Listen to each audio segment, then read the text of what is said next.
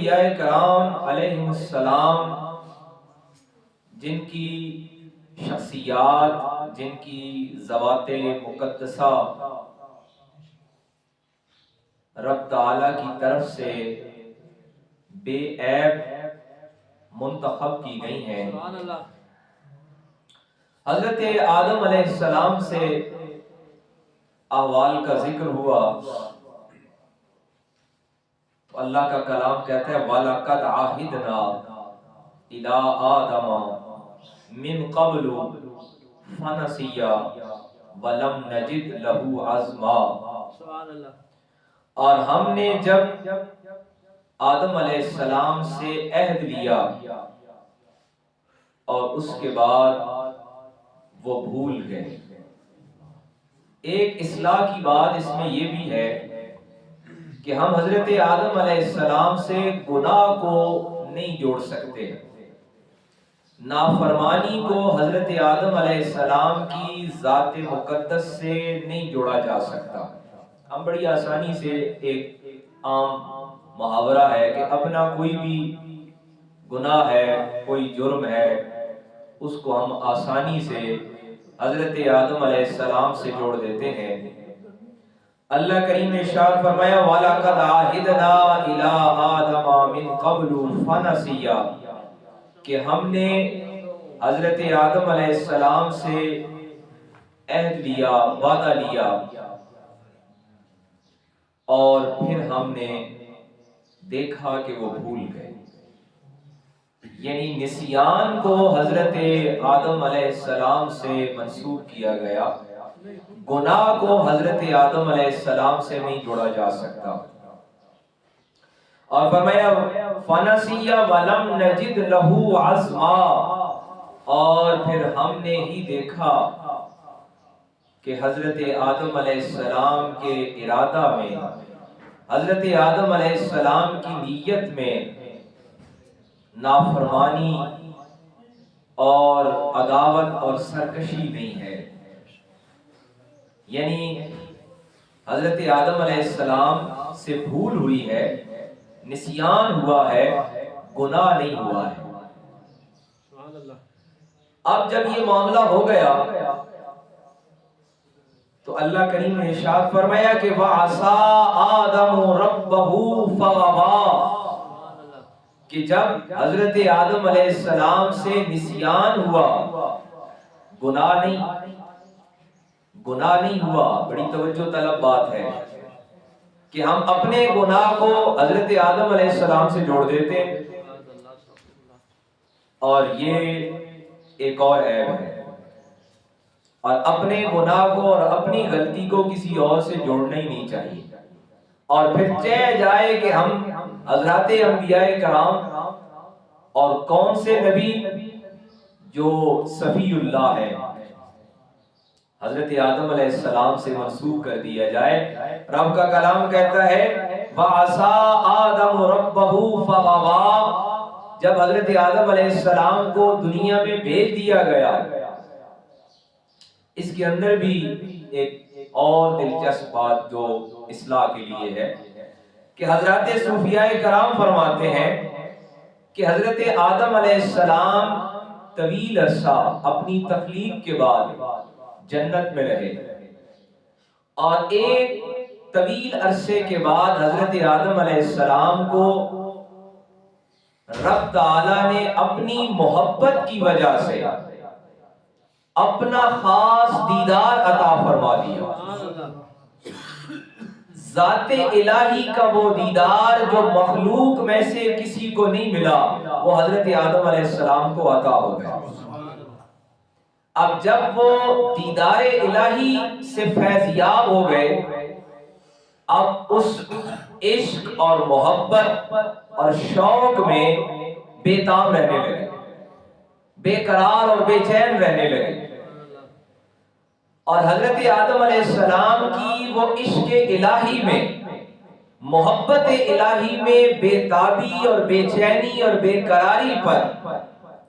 اللہ تبارک و تعالی نے حضرت حوا علیہ السلام کو ان کا مونس و غمگسار تخلیق کر دیا۔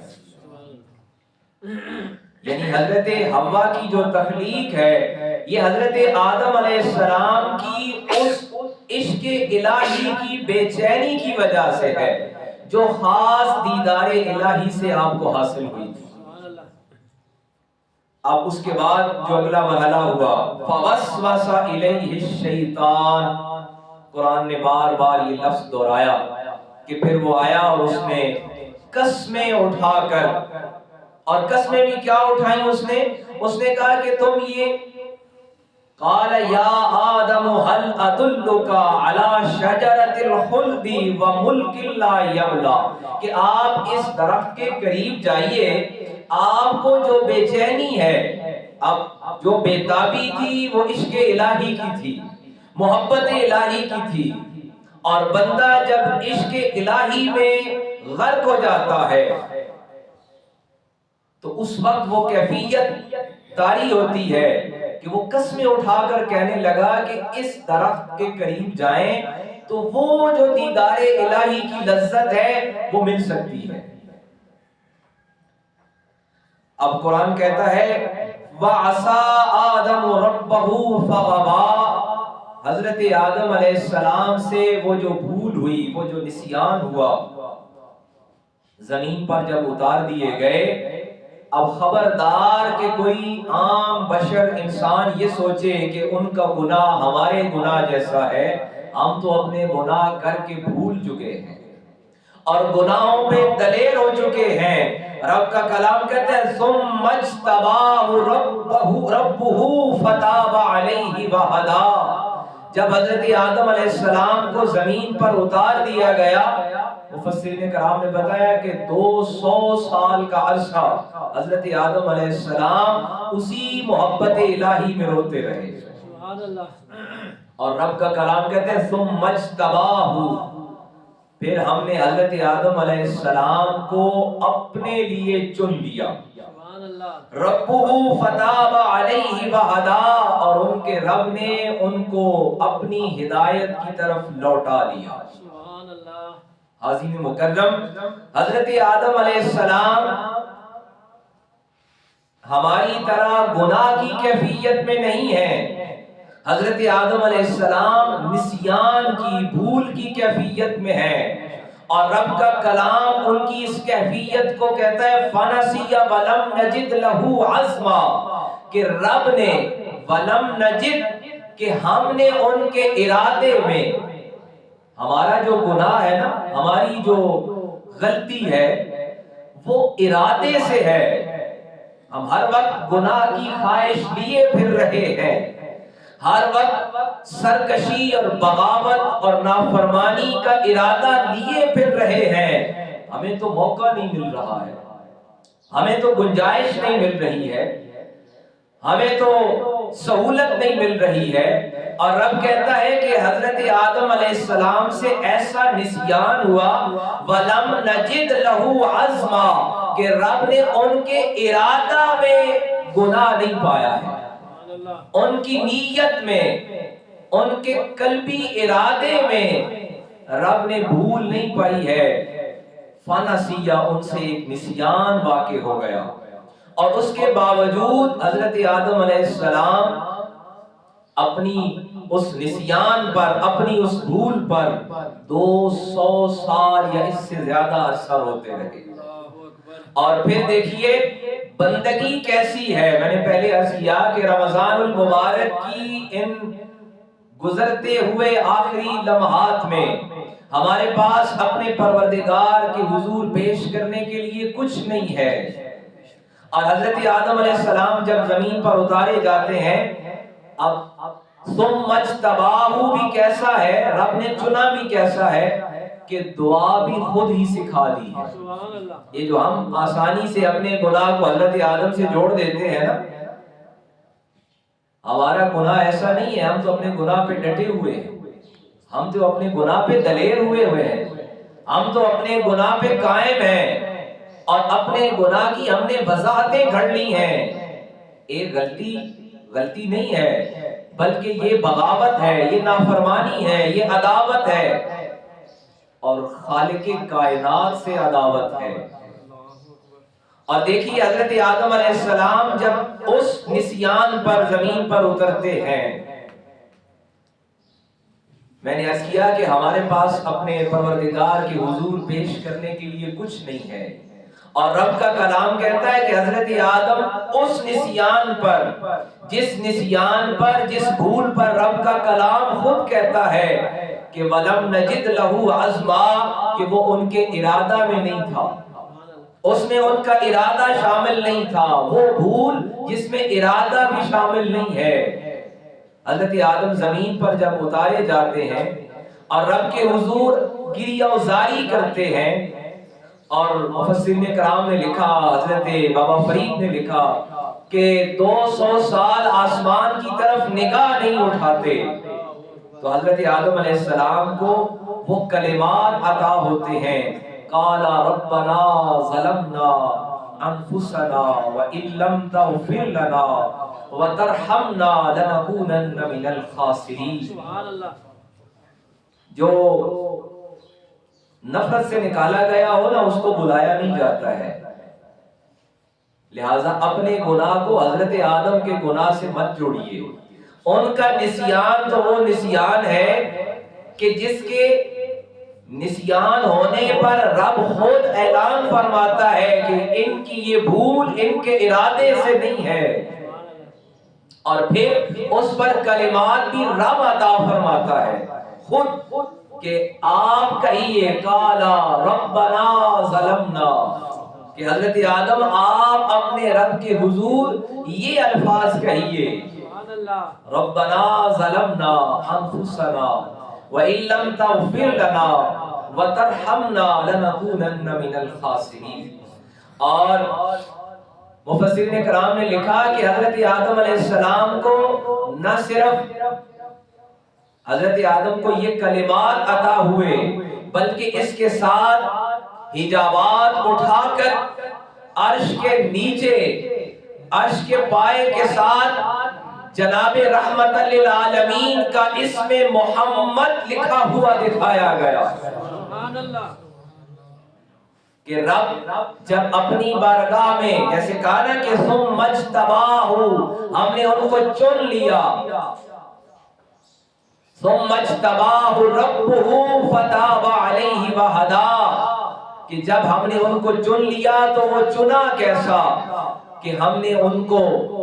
کلمات بھی خود عطا کیے ہیں، اور اس کے ساتھ ذات مصطفیٰ کریم علیہ السلام کی شفاعت بھی عطا فرما دی ہے۔ حضرت آدم علیہ السلام کی بندگی دیکھیے، اور اپنے پروردگار کے حضور اپنی عبدیت پیش کرنا دیکھیے، کہ ایک نسیان ہے، اور نسیان بھی وہ ہے جس میں دل کا ارادہ شامل نہیں ہے۔ حاضرین مکرم، ماہ رمضان المبارک کے ان گزرتے لمحات میں عرض یہ کر رہا ہوں کہ ہمارے پاس اپنے پروردگار کی حضور پیش کرنے کے لیے کچھ نہیں ہے، ہم تو گناہوں سے لتھڑے ہوئے ہیں، گناہوں سے بھرے ہوئے ہیں، اور رب کا کلام دیکھیے کہ ایک نسیان وہ جس نسیان پر ارادہ بھی نہیں ہے، اور اس پر 200 سال کی گریہ وزاری ہے،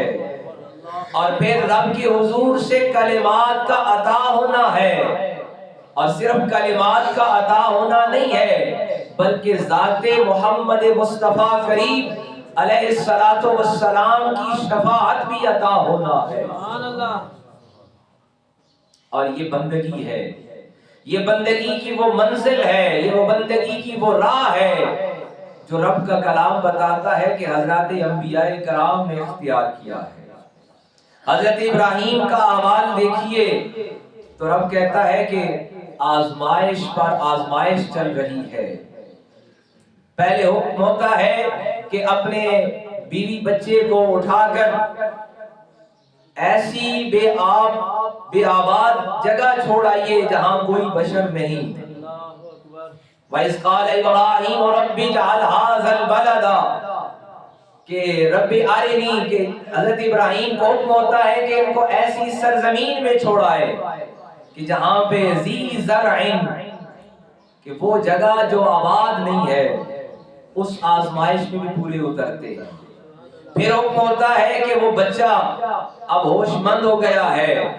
اب حکم یہ ہے کہ اپنے اسی لختے جگر کے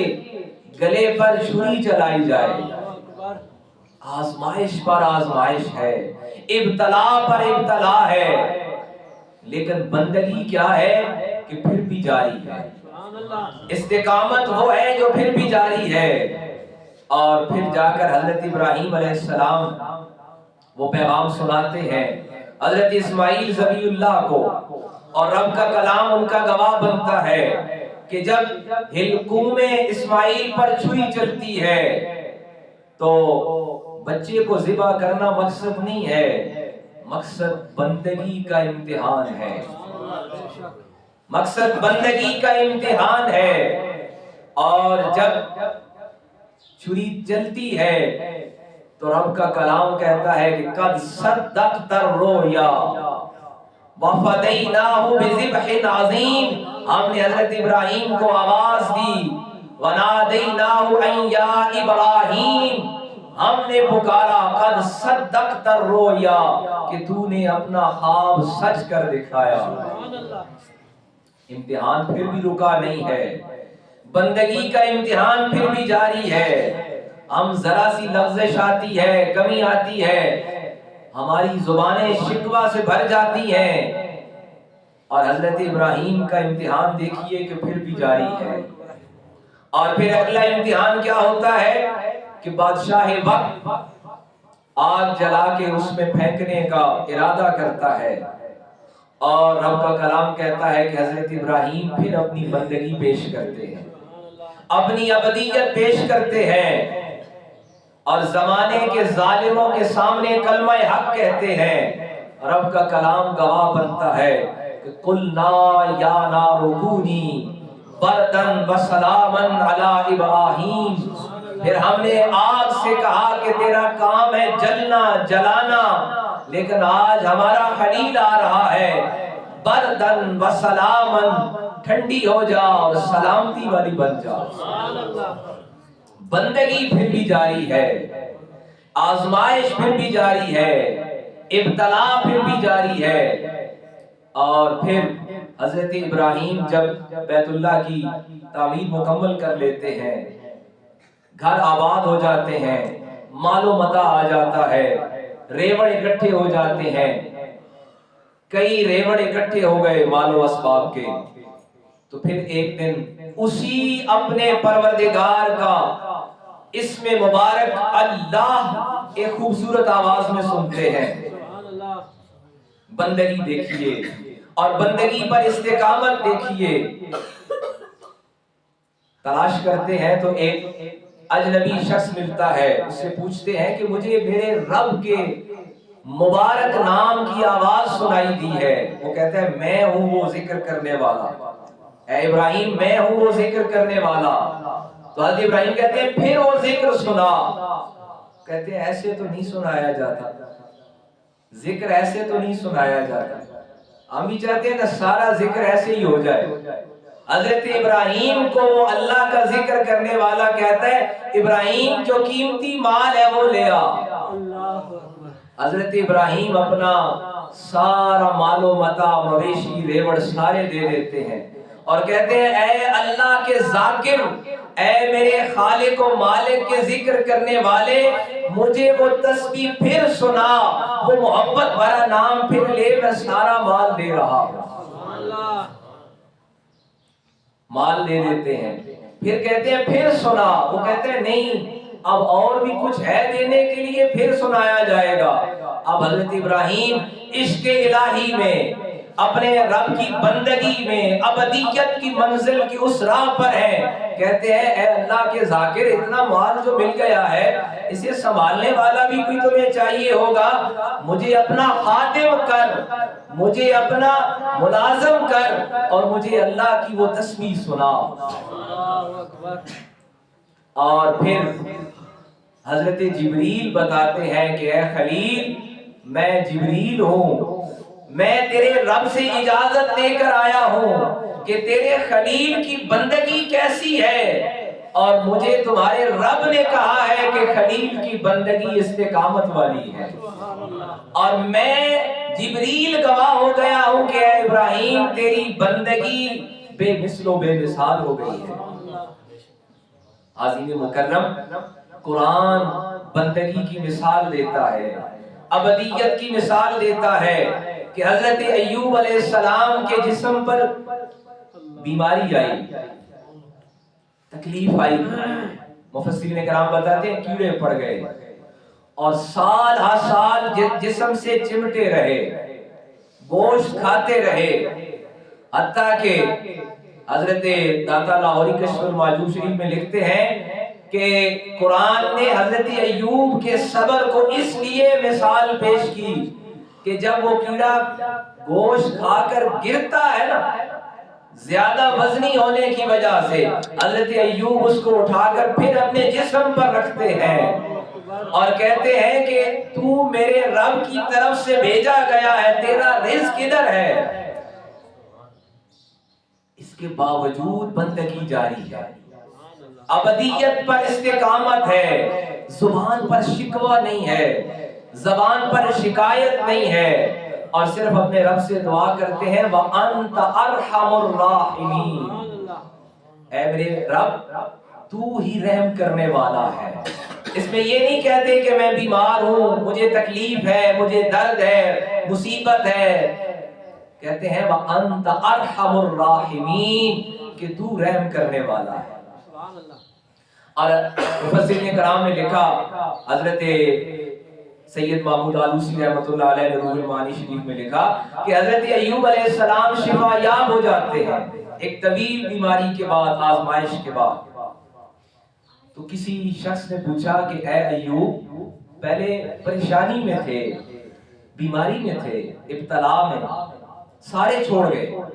گھر والے چھوڑ گئے، قبیلے والے چھوڑ گئے، اب صحت مند ہو گئے ہو، جسم تندرست ہو گیا ہے، بتاؤ کہ وہ پہلے دن اچھے تھے یا اب اچھے ہیں؟ اب بندگی دیکھیے اور ابدیت دیکھیے۔ میں نے عرض کیا کہ ہمارا اپنے رب کے حضور پیش کرنے کے لیے کچھ نہیں ہے، بندگان خدا کا حال دیکھیے۔ حضرت ایوب عرض کرتے ہیں، فرماتے ہیں کہ اے بندہ خدا کیسا سوال کرتے ہو، یقیناً شفا یابی نعمت ہے، تندرستی ہزار نعمت ہے، اچھا جسم اللہ کی خاص نعمت ہے، اس پہ ناشکری نہیں ہے، لیکن بیماری کی کیفیت اور تھی کہ جب ہر صبح میرا رب مجھ سے پوچھتا تھا کہ اے میرے بندے کس حال میں ہے، اور جب ہر شام میرا رب مجھ سے پوچھتا تھا میرے بندے کس حال میں ہے، اس پوچھنے میں ایک لذت تھی، اس پوچھنے میں ایک محبت تھی، اس پوچھنے میں ایک عشق الہی کی کیفیت تھی۔ اور اسی کو آقا کریم امام الانبیاء صلی اللہ علیہ وآلہ وسلم کو حضرت سیدہ عائشہ صدیقہ رضی اللہ عنہا فرماتی ہیں کہ میں نے ایک رات دیکھا کہ میرے تاجدار مکین گنبد خضرا آپ میرے حجرے میں نہیں ہیں، میں تلاش کرتے کرتے پہنچی تو آپ مسجد نبوی شریف میں عبادت میں مصروف ہیں، تو میں نے آپ کو اتنے طویل قیام اور سجود میں پایا کہ میں نے دیکھا کہ آپ کے پاؤں مبارک پر سوجن آ گئی ہے۔ تو جب آپ کی نماز مکمل ہوئی تو میں نے عرض کیا کہ اے میرے تاجدار، رب نے تو آپ کے لیے اپنی محبت کا اعلان فرمایا ہے، آپ کی ابدیت کو بے مثال قرار دیا ہے۔ آقا کریم فرماتے ہیں عائشہ کیا میں اپنے رب کا شکر گزار نہ بنوں؟ کیا میں شکر گزار نہ بنوں؟ حاضرین مکرم، یہ احوال سنانے کے بعد بات جو اصل میں پہنچانی ہے وہ یہ ہے کہ ماہ رمضان المبارک کے ان گزرتے لمحات میں اپنی بندگی کو اپنے رب کے حضور پیش کرنا ہے۔ ہمارے پاس اپنے رب کے حضور دینے کے لیے کچھ نہیں ہے، ہمارے دامن خالی ہیں، ہماری زبانیں فحش گوئی سے آلودہ ہیں، ہمارے دل دنیا کی طلب سے بھرے ہیں، ہماری روحوں پہ ہمارے نفس حاوی ہے، ہمارے قلب و باطن گناہوں سے آلودہ ہے۔ ایک بندگی ہے اور بندگی شرمندگی کے ساتھ ہے، بندگی شرمندگی کے ساتھ ہے، اور یہ ندامت ہے، جیسے آج صبح حدیث پاک میں پڑھ رہے تھے کہ الندم توبۃ، کہ ندامت ہی توبہ ہے، اور اپنے پروردگار کی حضور یہ شرمندگی ہی ہے جو